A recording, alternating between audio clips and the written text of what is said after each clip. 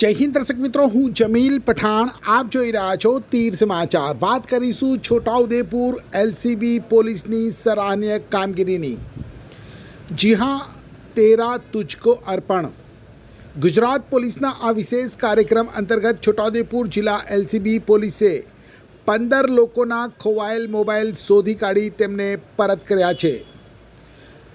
દર્શક મિત્રો, જો આપણો મોબાઈલ ક્યાંક પડી જાય, ખોવાઈ જાય કે ચોરાઈ જાય એટલે આપણે માની લઈએ છીએ કે મોબાઈલ ગયો, હવે આપણને તે ક્યારેય મળી નહીં શકે. આપણે આશા છોડી દેતા હોઈએ છીએ. જો કે મોબાઈલનો કોઈ દુરુપયોગ કરે અને કોઈ ગુનાહિત કૃત્ય કરે ત્યારે આપણે ફસાઈ ના જઈએ તેવું વિચારી સેફટી માટે આપણે પોલીસમાં અરજી કે ફરિયાદ કરી આપણી ફરજ પૂરી કરી લેતા હોઈએ છીએ.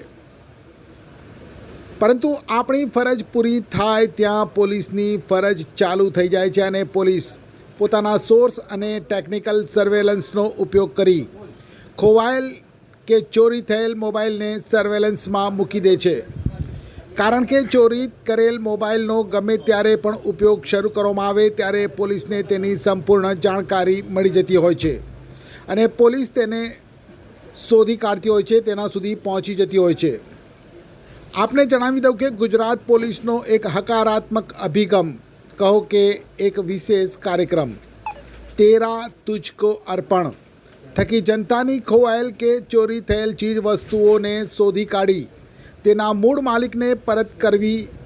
ત્યારે છોટાઉદેપુર જિલ્લામાં પોલીસને મળેલ અરજીઓ અને ફરિયાદ અનુસંધાને વડોદરા રેન્જ આઈજીપી સંદીપસિંહ અને છોટાઉદેપુર જિલ્લા પોલીસ અધિક્ષક ઇમ્તિયાઝ શેખ દ્વારા સૂચના આપવામાં આવી હતી કે કેન્દ્ર સરકારના CEIR પોર્ટલ ઉપર આવેલ અરજીઓના એક્ટિવ થયેલ મોબાઈલ ફોન શોધી કાઢી અરજદારોને પરત કરવા. ઉચ્ચ અધિકારીઓની સૂચના અને માર્ગદર્શન હેઠળ જિલ્લા એલસીબી પીઆઈ MF ડામોર અને તેમના સ્ટાફ દ્વારા 15 અરજદારોની અરજી CEIR પોર્ટલ ઉપર અપલોડ કરી મોબાઈલ એક્ટિવેટ થતાની સાથે જ ટેકનિકલ સોર્સના આધારે તમામ 15 મોબાઈલ શોધી કાઢ્યા હતા અને અરજદારોનો સંપર્ક કરી તેમને જિલ્લા પોલીસ અધિક્ષકની કચેરીએ બોલાવવામાં આવ્યા હતા.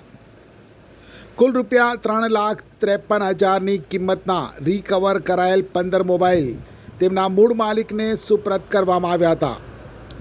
જિલ્લા પોલીસ વડા સહિત સાંસદ જસુભાઈ રાઠવા, ધારાસભ્ય રાજેન્દ્રસિંહ રાઠવા, જિલ્લા ભાજપ મહિલા મોરચાના પ્રમુખ સજ્જનબેન રાજપૂતના હસ્તે તમામ અરજદારોને તેમના ગુમ થયેલ, ખોવાઈ ગયેલ કે ચોરી થયેલ મોબાઈલ સુપ્રત કરી પોલીસે ખરેખર પોલીસ પ્રજાનો મિત્ર છે તે સૂત્રને સાર્થક કર્યું છે. ધન્યવાદ.